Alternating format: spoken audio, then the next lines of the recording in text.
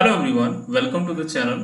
इस वीडियो में हम लोग बात करेंगे जेएनयू 2019 की part B MSc entrance chemistry के क्वेश्चन पेपर को। ठीक है, लास्ट वीडियो में हमने पार्ट ए को डिस्कस किया था। अभी हम यहाँ पार्ट बी को कंप्लीटली डिस्कस करेंगे। तो चलिए यहाँ देखते हैं। पहला क्वेश्चन है कि the decreasing order of nucleophilicity of the following anion. तो देखो, पहले मैं न्यूक्लियोफिलिसिटी बता देता हूँ कि ये क्या होती है। कि जैसे आप देखो, मेनली आपका ये जो है न्यूक्लियोफिलिसिटी जो डिपेंड करता है कि कोई एटम है, मान लो ओ एटम है और यहाँ पे एफ एटम है, तो किसके पास चार्ज है। ठीक है, तो पहले यहाँ O2 माइनस चार्ज होगा। सपोज ये O2 माइनस चार्ज है, या मतलब यहाँ पर एक नेगेटिव चार्ज मैं लेकर के आपको स्टैंडर्डाइज कर रहा हूँ ताकि आपको समझ में आए। तो यहाँ O माइनस है, यहाँ F माइनस है। ठीक है, अब अगर हमको न्यूक्लियोफिलिसिटी देखना होगा तो कौन ज्यादा होगा। तो देखो यहाँ पर जो है फ्लोरीन अपने चार्ज को डोनेट नहीं करना चाहता है। ठीक है, क्योंकि इसकी इलेक्ट्रोनेगेटिविटी ज्यादा है, मतलब इसका इफेक्टिव न्यूक्लियर चार्ज ज्यादा है। और यहाँ ऑक्सीजन का जो इलेक्ट्रॉन है ये इजिली डोनेट हो जाएगा। तो मेनली क्या होता है कि जैसे फ्लोराइड आयन है तो इसकी बेसिसिटी ज्यादा है, मतलब ये प्रोटॉन को हेल्ड करने की क्षमता ज्यादा है। लेकिन न्यूक्लियोफिलिसिटी देखा जाए तो ऑक्सीजन का ज्यादा होगा। दैट मीन्स कि आपको ये देखना है कि कोई एटम जो इलेक्ट्रॉन है वो कितना अपने से ज्यादा दूर दे सकता है इजिली। तो अब आओ देखते हैं। यहाँ पर आपके पास है एसीटेट आयन और मेथॉक्साइड आयन है, और यहाँ फिनॉक्साइड है और नाइट्रेट आयन है। ठीक है, तो कैसे आप चेक करोगे इन सब में। देखो, सबसे पहले आपको देखना है एसीटेट आयन, सबका स्ट्रक्चर बना लो। तो CH3 C double bond O, O minus हो जाएगा, और आपका CH3O माइनस हो जाएगा, और ये है आपका PH का। ठीक, तो इसका मैं बेंजीन रिंग बना रहा हूँ O माइनस। इसके बाद नाइट्रेट आयन है, तो ये O माइनस हो गया, और यहाँ आपका डबल बॉन्ड ऑक्सीजन होगा, और यहाँ पर भी होगा एक ऑक्सीजन, ये होगा माइनस, और यहाँ पर होगा नाइट्रोजन प्लस चार्ज। तो अब देखो, जो जो निगेटिव चार्ज है ये जितना ज्यादा मॉलिक्यूल के पास रह सकता है उतना उसकी न्यूक्लियोफिलिसिटी कम होगी। तो देखो, एसीटेट आयन क्या करेगा, इस न्यूक्लियर चार्ज को, या मतलब जो ये ऑक्सीजन के ऊपर चार्ज है इसको जो है डिलोकलाइज कर सकता है। तो इसका इलेक्ट्रॉन डोनेट करने की क्षमता कम होगा।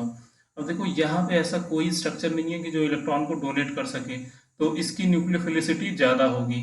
ऐसे ही फिनॉक्साइड आयन देखो, तो यहाँ पर भी ये अगर कंपेयर करोगे तो आप जो है एसीटेट से जो है इसकी न्यूक्लियोफिलिसिटी ज्यादा होगी। लेकिन अगर आप देखो तो यहाँ डबल बॉन्ड है, तो ये जो है इसका इलेक्ट्रॉन रिंग में इन्वॉल्व हो सकता है। ठीक है, तो मैं आपको मेनली एक ओवरव्यू दे रहा हूँ। ऐसे ही देखो, यहाँ जो ऑक्सीजन है इसका यहाँ पर इलेक्ट्रॉन जो है यहाँ पर इन्वॉल्व होगा, तो ये डबल बॉन्ड बनाएगा, ये ब्रेक करेगा। ठीक, तो एक तरीके से अगर आप देखो तो यहाँ पर जो है इसकी न्यूक्लियोफिलिसिटी जो है सबसे कम होगी, क्योंकि जो ऑक्सीजन का चार्ज है वो हाईली डिलोकलाइज है। ठीक, तो आप ये चीज देखो कि इसमें सबसे ज्यादा डिलोकलाइजेशन है। ठीक, तो डिलोकलाइजेशन ऑफ इलेक्ट्रॉन सबसे ज्यादा है, तो जिसकी वजह से क्या होगा, इलेक्ट्रॉन फ्री नहीं है डोनेट करने के लिए। तो इसकी हो गई न्यूक्लियोफिलिसिटी सबसे कम। इसके बाद देखो सबसे ज्यादा किसकी होगी, इसकी होगी, क्योंकि ये जो नेगेटिव चार्ज है ये किसी और को कहीं रिंग में इन्वॉल्व नहीं है, ये मॉलिक्यूल को इजिली डोनेट करेगा। ठीक, तो सबसे ज्यादा न्यूक्लियोफिलिसिटी आपका मेथॉक्साइड आयन का हो गया, सबसे कम हो गया नाइट्रेट आयन का। तो ये ऑप्शन देखो आपका जो है सी करेक्ट है। इसके बाद फिनॉक्साइड आयन का मैंने बोला कि इससे जो है कम होगा, लेकिन एसीटेट आयन से ज्यादा होगा, क्योंकि एसीटेट में इक्विवेलेंट रेजोनेटिंग स्ट्रक्चर है, मतलब ये आपका जो है निगेटिव चार्ज यहाँ डबल बॉन्ड ऑक्सीजन से भी डिलोकलाइज है, जबकि यहाँ पर रिंग में है। ठीक है, तो इस तरीके से आपका सी जो है इसका करेक्ट ऑर्डर होगा न्यूक्लियोफिलिसिटी का। आई होप कि क्लियर हुआ होगा। अगला क्वेश्चन देखो, which of the following compound is optically active. तो जानते हो आप ऑप्टिकली एक्टिव कौन से कंपाउंड होते हैं, जो कि कायरल होते हैं, राइट। तो कायरलिटी के लिए जो है आपके पास बहुत सारे क्राइटेरिया हैं। तो अगर हम इस टाइप के कंपाउंड अगर यहाँ पर देखें तो सिंपली हमको क्या करना होता है कि कैसे आइडेंटिफाई करेंगे, एक प्लेन डालना होगा। तो जैसे इस ऑक्सीजन को कंटेन करते हुए अगर मैं एक प्लेन डाल रहा हूँ यहाँ से, ठीक है, इस टाइप से अगर मैं प्लेन डाल रहा हूँ, तो देखो ये मॉलिक्यूल जो है सिमेट्रिकल है, जो यहाँ पर है वही यहाँ पर है। ठीक है, तो ये इस तरीके से क्या होगा कि अगर ये एग्जैक्टली सेम मॉलिक्यूल मिल रहा है तो ये कायरल नहीं होगा, ए कायरल हो जाएगा। ठीक है, इसको मतलब प्लेन के बेसिस पे हम देखते हैं। इसके बाद यहाँ पर भी देख सकते हो, तो ये जो एक्चुअली ये जो है ना, ये ग्रुप आपका जो अटैच है इससे, ये प्लेन में नहीं है, ये प्लेन में नहीं होकर के ये इसके जस्ट परपेंडिकुलर है, ये जो लाइन है इसके परपेंडिकुलर है, ये ग्रुप है जो आपका ये लगा हुआ है, ये परपेंडिकुलर है, समझ रहे हो आप। तो अगर आप इसको कंटेन करते हुए एक प्लेन डालोगे इसके बीच से, ठीक, इसके बीच से डालोगे तो ये जो है ओवरऑल ऐसे कंटेन कर लेगा इसको, ठीक है। तो अगर आप देखो बीच से डालोगे तो यहाँ जो सिमेट्री मिलेगी वहाँ ये सिमेट्री मिलेगी और ये पूरा प्लेन में इंक्लूड होगा ये मॉलिक्यूल। तो यहाँ पर भी क्या है कि कायरलिटी नहीं है मॉलिक्यूल की। अब यहाँ पर अगर देखो तो ऐसा कोई स्ट्रक्चर नहीं मिलता कि जो प्लेन ऑफ सिमेट्री आप डाल रहे हो और उसको एग्जैक्टली सेम पार्ट में काट रहा हो। लेकिन अगर यहाँ पर देखोगे तो फिर से ये जो है प्लेन ऑफ सिमेट्री यहाँ पर भी प्रेजेंट है। तो ये वाला देखो प्लेन अगर आप डालोगे, ठीक है, जो कि यहाँ से कंटेन करते हुए जाएगा, मतलब ये वाला पार्ट कंटेन करते हुए जाएगा, ठीक है। तो देखो तो ये एग्जैक्टली हाफ पार्ट में इसको डिवाइड कर रहा है और ऑक्सीजन को कंटेन किया हुआ इन द प्लेन है। तो अगर देखा जाए तो कायरलिटी होने के जो चांसेस है इसी में है, तो थर्ड ऑप्शन इसका करेक्ट हो सकता है, ठीक है। मैं श्योर नहीं हूँ लेकिन हाँ मैं 98% श्योर हूँ कि थर्ड ऑप्शन इसका करेक्ट होगा, ठीक। एक बार आप लोग जरूर इसको चेक कर लीजिएगा। Choose the reagent system for the following conversion. तो देखो यहाँ पर क्या है कि यहाँ पर एक एल्कीन लिया है डबल बॉन्ड और इसको कन्वर्ट कर रहा है डबल बॉन्ड में। तो जहाँ तक ये मुझे लग रहा है, देखो यहाँ पर ये R1 R2 है, ये R4 है और यहाँ OH में कन्वर्ट हो रहा है। तो ये मेरे ख्याल से ये एल्कीन ना होकर के यहाँ पर एल्केन होना चाहिए था, मतलब सिंगल बॉन्ड होना चाहिए था। तब आप बता सकते हो कि हाँ भाई किसके साथ रिएक्शन हो जाएगी। अदरवाइज ये ऐसा कोई रिएक्शन जो इसमें दिया हुआ है मैच नहीं कर रहा है। देखो ऑस्मिनियम टेट्राऑक्साइड लिथियम एल्युमिनियम हाइड्राइड से आपको पता है कि ये सिन डाइऑल बनाता है, ठीक है, ये सिन डाइऑल बनाता है। तो ये तो हो नहीं सकता है, ऑस्मिनियम वाला जितने भी है तो ये भी नहीं होगा, ये भी नहीं होगा। इसके बाद लेड एसीटेट, ये भी सिन बनाता है, ये भी सिन डाइऑल बनाता है। तो आपका एक ही ऑप्शन बचा बी ऑप्शन, जो कि करेक्ट हो सकता है अगर ये एल्केन है तो, अगर ये सिंगल बॉन्ड है तो, ठीक है, क्योंकि ये OH OH ट्रांस है। तो इसका मैकेनिज्म कैसे होगा अगर मैं आपको बताऊं तो देखो COOH है, ये है और इधर है आपका फिनाइल ग्रुप।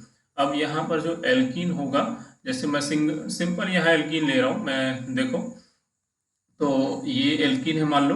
तो अब यहाँ पर क्या होगा कि ये जो न्यूक्लियोफाइल की तरह काम करेगा, तो ये अटैक करेगा इस पे और ये सिंपल रिमूव हो जाएगा, ठीक। तो ये आपका एक तरीके से O+ बनेगा और हाइड्रोजन इसको इलेक्ट्रॉन देकर के रिमूव हो जाएगा। तो ये ऑक्सीजन टाइप का इसका स्ट्रक्चर ऐसे बन जाएगा, देखो ये बन जाएगा, ठीक है। अब इसके बाद क्या होगा कि वाटर मॉलिक्यूल है और H+ है। तो वाटर क्या करेगा कि यहाँ पर सिंपल आएगा, अटैक करेगा और ये O- ओपन हो जाएगा। तो फाइनली जो आपको कंपाउंड मिलेगा, ये देखो यहाँ पर जैसे OH जो आएगा ये इसके ट्रांस होगा, जो यहाँ पर OH होगा, मतलब ये देखो ऑक्सीजन है।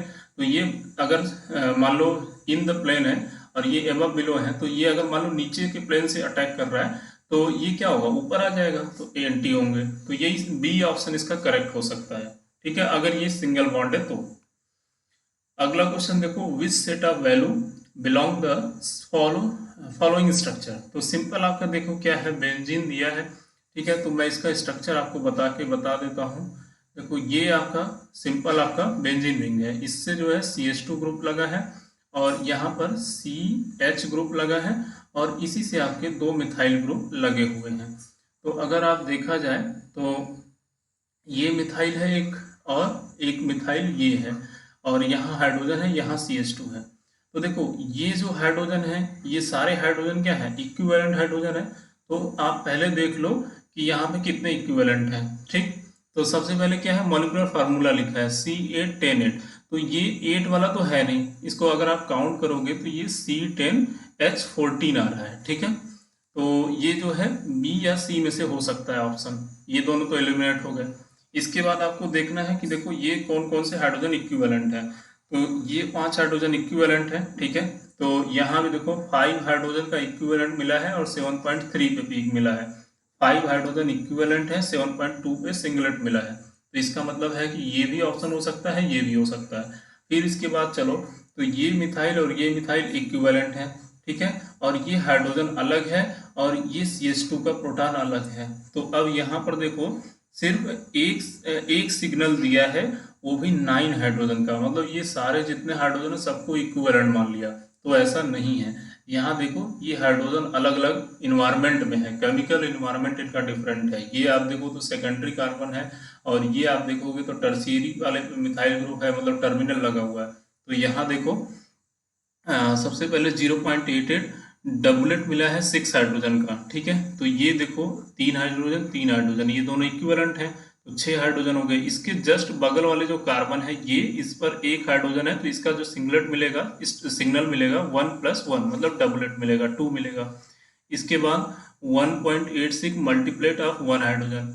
तो अगर इस हाइड्रोजन का सिंगलेट निकालना होगा, स्ट्रक्चर निकालना होगा, तो इसके जस्ट एडजेसेंट वाले पे यहाँ 3 हाइड्रोजन, यहाँ 3 हाइड्रोजन, यहाँ 2 हाइड्रोजन, तो 3 3 6 का क्या मिलेगा, हेक्सेट मिलेगा। उसके बाद फिर से उसका मल्टीप्लेट हो जाएगा, ठीक है, क्योंकि 2 हाइड्रोजन यहाँ पर है, तो इसीलिए इसका मल्टीप्लेट हो गया। अब उसके बाद 1 हाइड्रोजन का ये मल्टीप्लेट होने के बाद फिर से 2 हाइड्रोजन का डबलेट मिलेगा। अगर मैं इसकी बात करूं CH2 का, तो इसके जस्ट बगल वाले कार्बन पे एक ही हाइड्रोजन है, यहाँ पे कोई नहीं है, तो इसका डबलेट मिल जाएगा। तो करेक्ट आंसर आपका क्या होगा, बोलो भाई, C होगा। समझ में आया? अगर क्वेश्चन समझ में आ गया है तो प्लीज आप लोगों से रिक्वेस्ट है कि वीडियो अपने दोस्तों तक इसको जरूर पहुंचाओ, ठीक है। कम से कम एक बंदा अगर 10 लोगों को भी फॉरवर्ड कर देता है, उनसे रिक्वेस्ट करता है कि भाई हाँ आप जो है ये देखिए वीडियो अच्छे हैं, ठीक है, तो वीडियो बहुत आगे तक पहुंच जाएगा। तो आप लोगों से रिक्वेस्ट है यार, प्लीज़ जो है मेरे चैनल को थोड़ा सा प्रमोट करो, और ज़्यादा सा मतलब ज़्यादा से ज़्यादा जो वीडियो है अपने दोस्तों के साथ शेयर करो। और अगर आप लोग पहली बार चैनल पर विजिट कर रहे हैं तो प्लीज़ चैनल को सब्सक्राइब जरूर कर लो। चलिए अगला क्वेश्चन देखते हैं। A red compound is formed by reaction of 2 mole of AgBF4, ठीक है, with 1 mole of 1 2 3 4। तो देखो पहले स्ट्रक्चर बनाओ 1 2 3 4 टेट्राफिनाइल 3,4 डाइब्रोमो ब्यूट 1E। तो 1 देखो 1 अगर मैं इसको मान ले रहा हूँ, 2 इसको, 3 इसको, 4 इसको, तो सब पे एक क्या लग रहा है, फिनाइल ग्रुप लगा दो, ठीक है, सारे पे फिनाइल ग्रुप एक लगा दो। इसके बाद क्या बोल रहा है कि 3 4 डाइब्रोमो, तो ये 1 2 3 4, तो यहाँ पे क्या हो गया ब्रोमीन, यहाँ पे क्या हो गया ब्रोमीन। अब 3 4 डाइब्रोमो हो गया, ठीक है, साइक्लोब्यूट 1E, तो यहाँ पर आप डबल बॉन्ड दे दो। इसके बाद क्या करोगे AgBF4 के साथ, तो Ag प्लस है तो किसको लेगा, Br माइनस को लेगा। तो यहाँ देखो 2 मोल लिया है, 2 AgBF4, तो 1 मोल तो इस Br को निकालेगा, यहाँ पे पॉजिटिव चार्ज आएगा, एक जो है यहाँ से निकालेगा, तो एक यहाँ पॉजिटिव चार्ज आएगा। तो ये फॉलोइंग कंपाउंड क्या हो जाएगा, एरोमेटिक हो जाएगा, क्योंकि 2 पाई सिस्टम है। तो हमारे पास क्राइटेरिया होता है 4n+2 पाई इलेक्ट्रॉन का। तो अगर देखो तो n की वैल्यू 0, तो 2 पाई इलेक्ट्रॉन सिस्टम है, और प्लस यहाँ पर सारे कार्बन क्या है, sp2 हाइब्रिडाइज है, मतलब इलेक्ट्रॉन डीलोकलाइज है। तो इसका जो करेक्ट आंसर होगा कि डाई कैटायन होगा और एरोमेटिक होगा, ठीक है। तो टेट्राफिनाइल साइक्लोब्यूटेनाइल डाई कैटायन होगा, di cation and is aromatic. तो this one option is, first one is correct, ठीक है। इसके बाद अगला क्वेश्चन देखो, cyclohexanone is treated with the hydroxyl amine to produce A. अच्छा, तो सिंपल मैं साइक्लोहेक्सेनॉन का स्ट्रक्चर बना लेता हूँ। देखो ये हो गया, इसको ट्रीट करा रहा है हाइड्रोक्सिल एमीन के साथ। तो हाइड्रोक्सिल एमीन का फार्मूला होता है NH2OH, तो मैंने इसको इस तरीके से लिख दिया ताकि आप H2O रिमूव कर सको। तो H2O आप निकाल दोगे तो ये क्या बनेगा, ऑक्साइन बनता है, ठीक है। तो आप देखो डबल बॉन्ड NOH बन जाएगा। तो आपका जो पहला होगा वो तो ऑक्साइन बनेगा, तो या तो बी ऑप्शन होगा या सी ऑप्शन होगा, क्लियर है। इसके बाद कह रहा है with an acid B is produced upon treatment of A को जो है अब बेस के मतलब एसिड के साथ ट्रीट कर रहे हो, तो H+ दोगे तो ये क्या होगा, सिंपल यहाँ से OH माइनस इसको ले लेगा, मतलब OH2+ बन जाएगा, और ये क्या होगा रिमूव हो जाएगा। तो नाइट्रोजन के ऊपर पॉजिटिव चार्ज, ये कौन सी रिएक्शन है, बैकमैन रीअरेंजमेंट, ठीक है। तो डबल बॉन्ड NOH, तो यहाँ ये रिमूव हो गया। अब कौन सा बॉन्ड माइग्रेट करेगा, जो OH के एंटी में होगा, तो यहाँ सिमेट्रिकल है तो कोई भी मूव करा दो। तो मान लो मैंने इसको मूव करा दिया, तो अब ये N के साथ बाइंड कर जाएगा और ये पॉजिटिव चार्ज यहाँ पर आ जाएगा। तो आप देखो तो एक कार्बन संख्या बढ़ जाएगा, ठीक है। तो ये जो है टोटल हो जाएगा 1 2 3 4 5 6 7। ठीक, तो M के बाद आपका जो कार्बन है यहाँ पर डबल बॉन्ड हो गया और यहाँ पर पॉजिटिव चार्ज भी आएगा, राइट। और देखो तो 1 2 3 4 5 6 7, ठीक है। अब देखो यहाँ पर पॉजिटिव चार्ज है तो क्या होगा कि एक जो है उसके बाद बोल रहा है कि then B is then heated in the presence of base, ठीक है, to generate a textile polymer। अच्छा, तो यहाँ पर क्या होगा, जैसे H प्लस है तो ये मान लो अब यहाँ पर कोई वाटर मॉलिक्यूल का या बेस दे रहा है तो बेस के साथ अटैक हो जाएगा, तो ये OH माइनस यहाँ अटैक करेगा और ये डबल बॉन्ड इधर निगेटिव होगा जो कि H ले लेगा, तो ये CONH बन जाएगा ग्रुप। तो ये 7 मेंबर्ड साइक्लिक एमाइड बनेगा जिसको बोलते हैं नाइलॉन 6, ठीक है। तो ये 7 मेंबर साइक्लिक एमाइड बनता है और जब उसके बाद आप जो है हीट कर दोगे तो वो CO ग्रुप ब्रेक कर जाएगा यहाँ से और NH ब्रेक कर जाएगा, तो एक तरीके से आपका C ये जो है ये बनेगा। तो आपका C ऑप्शन यहाँ पर करेक्ट है। आई होप कि क्लियर होगा। अच्छा, अगला क्वेश्चन देखो कि पूछ रहा है according to valence electron pair repulsion theory the shape of SnCl2। तो Sn+2 में एग्जिस्ट कर रहा है तो यहाँ एक लोन पेयर होगा और एक Cl होगा। तो देखो 2 बॉन्ड और एक लोन पेयर क्या होगा, इसका शेप V शेप हो जाएगा। Xgf2 आप जानते हो कि क्या होता है, F और F, तो ये क्या होता है, लीनियर होता है। बाकी इसके पास 2 लोन पेयर यहाँ होंगे तो 2 2 4 3 6 लोन पेयर होंगे, तो ये आपका ट्राइगोनल बाइपिरामिडल में इक्वेटोरियल पोजीशन को ऑक्युपाई करेगा, तो ये लीनियर शेप होगा। NH3 पिरामिडल होता है, ये तो आप सब जानते हो कि यहाँ H यहाँ H यहाँ H और यहाँ एक लोन पेयर ऑफ इलेक्ट्रॉन। इसके बाद BrF3 तो सिंपल है, Br देखो लीनियर पे आप F लगा दो और इक्वेटोरियल पोजीशन पे F एक आ जाएगा और एक लोन पेयर यहाँ एक लोन पेयर यहाँ, ठीक है। तो एक इस तरीके से इसका क्या आएगा, T शेप आ गया, ठीक। तो आप देख लो आंसर, T शेप हो गया ये, V शेप लीनियर पिरामिडल, तो करेक्ट आंसर इसका D हो जाएगा। क्लियर है, समझ गए। अच्छा चलो अगला क्वेश्चन देख लो। समझ गए तो यार वीडियो को शेयर कर दिया करो भाई, बोलना ना पड़े यार। अगला क्वेश्चन देखो, कंसीडर द फॉलोइंग रिएक्शंस। अच्छा ये बहुत अच्छा है भाई, चलो देखते हैं इसमें क्या होगा। तो देखो यहाँ दिया है कॉपर 2+, ठीक है, और यहाँ पर है 2H+ और SO4। तो मैं कॉपर 2+ पे नहीं जाता हूँ, ठीक है, इसकी साइज थोड़ी बड़ी है अगर H+ से कंपेयर करूंगा कटायन में। तो देखो यहाँ बताना है आपको hard soft acid base principle से कौन बनेगा, प्रोडक्ट बताना है। तो देखो H+ हो गया आपका हार्ड और यहाँ जो SO4 2- होता है ये भी हार्ड होता है, तो ये दोनों आपस में कंबाइंड करेंगे, ठीक है। वैसे भी आप जानते हो कि SO4 स्ट्रॉन्ग एसिड होता है, तो ये फाइनली प्रोसीड करेगा, तो यहाँ बनेगा MH2SO4 बन जाएगा, ठीक है। और अगर आप देखो तो यहाँ पर कॉपर क्या बनाएगा, कॉपर आपका बनाएगा सल्फर के साथ, तो मतलब कॉपर CuS बन जाएगा। तो आपका जो करेक्ट आंसर होगा या तो A होगा या B होगा। अब इसके बाद देखो कि ये यहाँ पर क्या होगा, तो देखो ये जो डाईइथाइल ईथर है ये है हार्ड, ठीक, और यहाँ इन दोनों में जो है जो ज़्यादा इलेक्ट्रॉन मतलब हार्ड कौन सा होगा, यहाँ BF3 होगा हार्ड, ठीक है, क्योंकि ये क्या होता है कि पॉजिटिव चार्ज क्रिएट करता है विद ड्रॉइंग इलेक्ट्रॉन के थ्रू, तो ये हार्ड हो गया तो इसके साथ ये कंबाइन करेगा, ठीक है। तो यहाँ पर देखो करेक्ट आंसर क्या होगा आपका, BF3 ऑक्युपाई करेगा ये वाला, ठीक, तो ये सल्फर के साथ ऑक्युपाई होगा H वाला, मतलब BH3 Me2S के साथ आएगा, तो करेक्ट आंसर जो होगा आपका A होगा। इसमें बस समझना है आपको कि जैसे BF3 है तो इलेक्ट्रॉन को विड्रॉ करेगा, पॉजिटिव चार्ज बढ़ रहा है तो मतलब हार्ड होगा, और यहाँ पर डाईइथाइल ईथर है तो ऑक्सीजन अगर कहीं प्रेजेंट है तो वो हार्ड होता है कंपेयर टू सल्फर, ठीक, तो इस वजह से ये कंबाइन कर गया।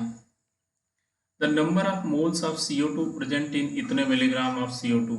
ये देखो बहुत ही इजी क्वेश्चन है, तो आपको सिंपल 1 मोल CO2 का कितना मॉलिक्यूलर वेट होता है, 44 ग्राम होता है, ठीक है। तो 44 ग्राम में कितने आए, 1 मोल है, ठीक है, और 1 ग्राम में कितना हो जाएगा 1/44, तो इतने मिलीग्राम में कितना होगा 220 × 10⁻³ ग्राम में कितना हो जाएगा, तो ये आप निकाल लो। ये आएगा अराउंड 0.005 मोल के आसपास। ठीक है, तो करेक्ट आंसर ए होगा। Arrange the following complex in increasing order of new CO stretching frequency. तो देखो यहाँ पर कोई अगर मेटल अगर किसी कार्बोनिल ग्रुप से बाइंड कर रहा है ना, तो वो मैं बता रहा हूँ आपको कि यहाँ पे जो इसके पास एंटी बॉन्डिंग के जो इलेक्ट्रॉन होते हैं वो यहाँ से अगर डोनेट कर रहा है, मतलब मेटल पे अगर निगेटिव चार्ज है और वो अपने इलेक्ट्रॉन को यहाँ कार्बोनिल कार्बन की एंटी बॉन्डिंग में अगर इलेक्ट्रॉन डोनेट कर रहा है, तो ये क्या होगा कि CO स्ट्रेचिंग फ्रीक्वेंसी घटेगी। ठीक, अब देखो यहाँ पर जो है PF3 मॉलिक्यूल है, PCl3 है, Me है और PPS3 है। तो सबसे ज़्यादा जो इलेक्ट्रॉन विड्रॉ करेगा मेटल सेंटर से वो कौन करेगा? PF3। ठीक है, क्योंकि फ्लोरीन की इलेक्ट्रॉनिगेटिविटी सबसे ज़्यादा है, तो यहाँ पर मेटल पे सबसे ज़्यादा पॉजिटिव चार्ज आएगा। ठीक है, पॉजिटिव चार्ज मेटल पे, क्योंकि ज़्यादा से ज़्यादा इलेक्ट्रॉन को वो विड्रॉ कर लिया है PF3। ठीक, तो अब क्या होगा कि यहाँ मेटल पे जब ऑलरेडी पॉजिटिव चार्ज है, तो यहाँ अगर मान लो मेरा कार्बोनिल ग्रुप है, तो इस पे क्या होगा कि इसके एंटी बॉन्डिंग में इलेक्ट्रॉन तो ये डोनेट नहीं कर पाएगा, तो ये ज़्यादा से ज़्यादा क्या होगा कि सिग्मा बॉन्ड के थ्रू मेटल इलेक्ट्रॉन इससे खींचेगा, तो ये बॉन्ड क्या होगा और स्ट्रांग हो जाएगा। ठीक है, तो यहाँ पर CO स्ट्रेचिंग फ्रीक्वेंसी सबसे ज़्यादा फर्स्ट वाले में होगी। ठीक, अब ऑप्शन या तो ए हो सकता है या डी हो सकता है। इसके बाद आपका बी सही है, क्योंकि Cl की इलेक्ट्रॉनिगेटिविटी F से थोड़ी कम होती है, तो सेकंड ऑप्शन यहाँ पर भी है, यहाँ पर भी है। इसके बाद थर्ड और फोर्थ में देखो मिथाइल ग्रुप जो है ये इलेक्ट्रॉन डोनेटिंग टेंडेंसी का है, तो जो मेटल होगा ये यहाँ पे अगर PMe3 है तो ये इलेक्ट्रॉन क्या करेगा? डोनेट करेगा, तो यहाँ निगेटिव चार्ज आएगा, तो इससे क्या होगा कि ये जो कार्बोनिल का एंटी बॉन्डिंग है यहाँ पर इलेक्ट्रॉन देगा देगा तो इससे क्या होगा कि ये जो CO का जो बॉन्ड ऑर्डर है वो डिक्रीज करेगा, तो सबसे कम जो CO की स्ट्रेचिंग फ्रीक्वेंसी होगी वो थर्ड की होगी। ठीक है, और सबसे ज़्यादा जो होगी फर्स्ट की होगी। तो आई होप कि ये जो ऑर्डर है ये डी है इसका। ठीक है, थर्ड सबसे कम, फिर फोर्थ, फिर सेकंड, फिर फर्स्ट। क्लियर हुआ आपको? सिंपल आपको देखना है मेटल पे कहाँ पॉजिटिव चार्ज है, तो इसका मतलब है मेटल क्या करेगा कि कार्बोनिल के एंटी बॉन्डिंग में इलेक्ट्रॉन नहीं देगा बल्कि और विड्रॉ करेगा, तो बॉन्ड ऑर्डर बढ़ जाएगा। अगर वो इलेक्ट्रॉन डोनेट कर रहा है तो बॉन्ड ऑर्डर डिक्रीज कर जाएगा। ठीक, तो चलिए अगला क्वेश्चन देखते हैं। The increasing order of energy level for the tetragonal elongation of hexa coordinated system. Simple देखो आपके पास एक जो है मेटल प्रेजेंट है, अगर वो स्फेरिकल फील्ड में है तो पांचों के पांचों आपके जो ऑर्बिटल होते हैं वो डिजेनरेट होते हैं। जैसे ये ऑक्टाहेड्रल फील्ड में आता है तो दो लेवल में स्प्लिट करते हैं। ठीक है, एक होता है EG लेवल और दूसरा होता है T2G लेवल। इसमें होते हैं तीन ऑर्बिटल, एक DXY, DYZ और DXZ होता है। यहाँ होता है DX² माइनस Y² और DZ²। तो अगर मैं आपको फिगर बताऊं तो फिगर के थ्रू आप समझो इसको।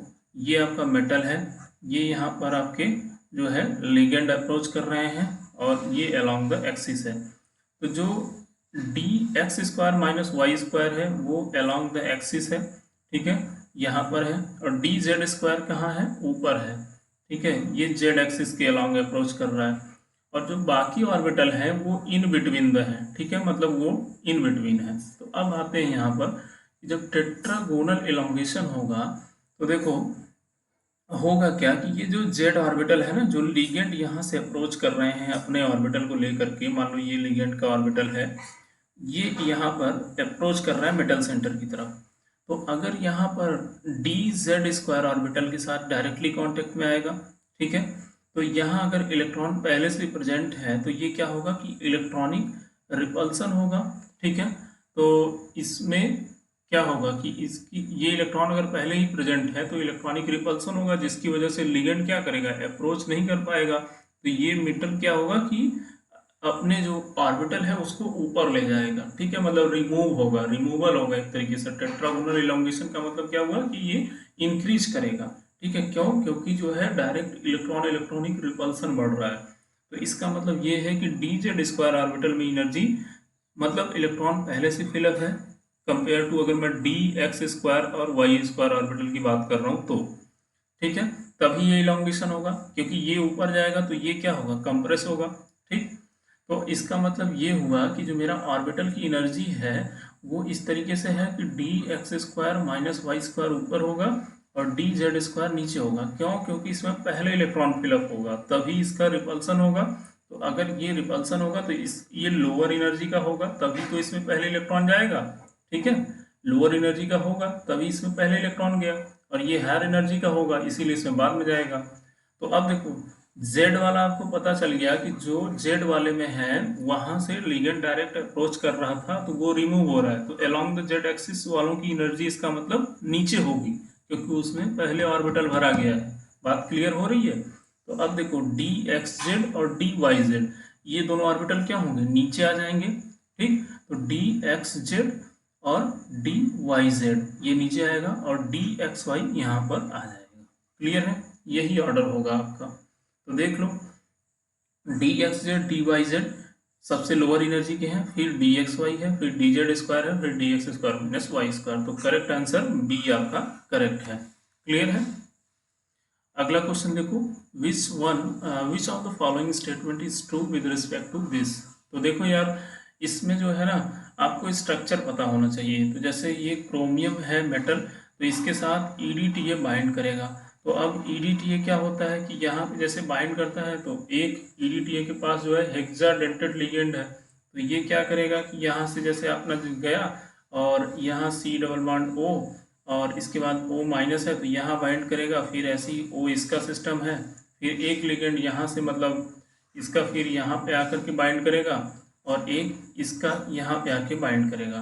तो अगर आप देखोगे तो यहाँ पर जब ऑक्सीजन के थ्रू डोनेट करेगा तो 4 ऑक्सीजन डोनेट करते हैं और 2 नाइट्रोजन। तो अगर ये जो है मॉलिक्यूल क्या है कि इसका मिरर इमेज मिलता है। ठीक है, तो ये कायरल मॉलिक्यूल होता है और इसमें प्लेन ऑफ सिमेट्री प्रेजेंट नहीं होती है, तो ये कायरल होता है। इसके बाद रुथेरियम इथिलीन डाइमीन, तो इसमें भी क्या होता है कि ये जैसे रुथेरियम हो गया तो यहाँ पर N यहाँ N। ठीक है, ये एक बार आप जो है लिगेंड देख लेना फिर आइडिया लग जाएगा, मैं जैसे बना रहा हूँ आपको। ठीक, तो ये आपका N और ये N हो जाएगा, तो इसका भी मिरर इमेज आता है। ये भी मॉलिक्यूल क्या होगा? Non supreme possible mirror image रखता है इसलिए कायरल होगा। ठीक है, अब बात करते हैं हम थर्ड वाले की कि ये प्लेटिनम डाई इन Cl+, इसका स्ट्रक्चर क्या होगा आपके पास। तो देखो इसमें जो है इसका स्ट्रक्चर अगर मैं बात करूं तो ये है इसका स्ट्रक्चर कि प्लैटिनम मेटल है। ठीक है, और यहाँ से NH2 ग्रुप है और यहाँ पे NH2 ग्रुप है और इसके जस्ट यहाँ से ऐसे जा करके ये यहाँ N गया है और ये बाइंड कर गया, ये यहाँ से ऐसे बाइंड किया है। ठीक, तो ये हाइड्रोजन है, यहाँ Cl है, तो अब ये प्लस चार्ज है। ठीक है, ओवरऑल कॉम्प्लेक्स पे। तो देखो यहाँ पर एक प्लेन ऑफ सिमेट्री अगर डाल दोगे तो दोनों तरफ सेम सिमेट्री है, तो ये क्या हो गया? ये एकाइरल हो गया। ठीक, तो आपका करेक्ट आंसर जो है वो क्या हो जाएगा? काइरल, काइरल और एकाइरल। तो ए ऑप्शन इसका करेक्ट है। ठीक है, जब इसका मिरर इमेज बनाओगे ना तो ये पूरा पोर्शन उधर चला जाएगा और ये पूरा यहाँ पे आ जाएगा। ठीक है, ऐसे ही इसका भी होगा। अगला क्वेश्चन देखो, half life of A first order reaction having the activation energy of this eight 300 degree centigrade, largest frequency constant इतना दिया है। तो देखो टी हाफ आपको निकालना है, तो इसका फार्मूला फर्स्ट ऑर्डर के लिए होता है 0.693/k। तो इसका मतलब आपको k चाहिए। अब k कैसे निकालते हैं? तो k होता है आर्हेनियस इक्वेशन से a = e⁻−EA/RT, राइट। ठीक है, अब एक्टिवेशन एनर्जी आपको दिया है तो सिंपल आप क्या करो, k निकालना है, a की वैल्यू मतलब ये जो लार्जेस्ट फ्रीक्वेंसी कांस्टेंट दिया है ना कि जब इसका एक्टिवेशन एनर्जी 0 होगा तो जो रेट कांस्टेंट होगा वो फ्रीक्वेंसी के इक्वल होता है, तो ये होता है आपका मेनली फ्रीक्वेंसी फैक्टर। तो ये हो गया 1.11 × 10⁻11। ठीक है, और उसके बाद e⁻−EA की वैल्यू रख दो आप 45 किलो जूल है, तो इसको मतलब किलो कैलोरी है तो इसको मल्टीप्लाई कर दो आप 10⁻3 कैलोरी हो जाएगा। फिर कैलोरी को 4.18 जूल में कर दो। ठीक है, अब आर की वैल्यू रख दो, जो भी आ रहा है आपको मतलब 8.314 × T 300 है तो 3 मतलब 3 दूना 500 ये हो जाएगा 573 कैलोरी। तो ये पूरा आप जब रख के सॉल्व करोगे ना तो आपको आंसर इसका मिल जाएगा। तो एक बार इसको जो है सॉल्व जरूर कर लो कि आपका आंसर ये कितना आ रहा है। मेरे अकॉर्डिंग जो है इसका आंसर आएगा 10⁵ ऑर्डर में। ठीक है, तो 9 इंटू 10⁵ ऑर्डर का आ रहा है। ये एक बार आप सॉल्व करके जरूर बताना मुझे कि आपका आंसर कितना आया है। Second line in Paschen series of hydrogen atom. तो देखो हाइड्रोजन एटम में जो फार्मूला होता है 1/λ इक्वल टू होता है Rydberg constant 1/n1² minus 1/n2²। ठीक है, अब हम चलते हैं n equal to 1 Lyman Palmer Paschen, ठीक है, ब्रैकेट फुंड। ठीक है, यही 5 लाइनें मिलती हैं ना। तो देखो लाइमन में कहाँ से मिलता है, 2 से 1 में आना है। ठीक है, तो अब बामर में कहाँ होता है, 2 में आता है। ठीक है, तो फिर पास्चन में आता है यहाँ से, मतलब 4 से 3 में आती है जो पहली लाइन मिलती है। लेकिन ये पूछ रहा है सेकेंड लाइन। सेकेंड लाइन मतलब आपको n इक्वल टू 5 से n इक्वल टू 3 में आना है। तो आपको n1 की वैल्यू ले लो 3 और n2 की वैल्यू ले लो 5। ठीक, और इसको आप कर दो सॉल्व, और रिडबर्ग कांस्टेंट की जो वैल्यू होती है इसकी वैल्यू आपको रखनी पड़ेगी, तभी ये आपको आंसर मिलेगा। ठीक है, तो देखो ये 1 जो लैम्डा है इसकी जब वैल्यू निकालोगे तो रिडबर्ग कांस्टेंट की वैल्यू 1.097 इंटू 10⁷ मीटर इनवर्स होता है। और यहाँ से जब वैल्यू निकालोगे तो 1/9 माइनस 1/25, तो ये आपका आएगा इंटू 0.071। तो इसको फाइनली आप सॉल्व करोगे तो ये 7.7 इंटू 10⁵ के आसपास आया था मेरा। तो दैट मीन्स कि आप यहाँ बी ऑप्शन करेक्ट है इसका। ठीक है, एक बार चेक कर लेना। फंडा मैंने बता दिया। देखो क्या होता है कि यार बच्चे जो है वीडियो में कमेंट करते रहते हैं मुझे कि सर इसका आंसर ये नहीं होगा, ये होगा। देखो मैंने प्रोसेस आपको पूरा एग्जैक्टली सही बता दिया है, इसी से आप कर सकते हो। कभी क्या होता है कि कैलकुलेशन एरर होता है, मैंने मतलब मैं किसी और क्वेश्चन का आंसर किसी और क्वेश्चन बता देता हूँ, तो ये सब एरर थोड़ा सा आप जो है ध्यान देना। तो आपको नहीं करना है गलती, हाँ आपको अच्छे से करना है। और हाँ, वीडियो को शेयर जरूर करिए अपने दोस्तों के बीच में। अगर आप पहली बार देख रहे हो ना तो चैनल सब्सक्राइब कर लो यार। हाँ चलो देखो, what is the equilibrium constant for a reaction that has the value of ΔG equal to -50।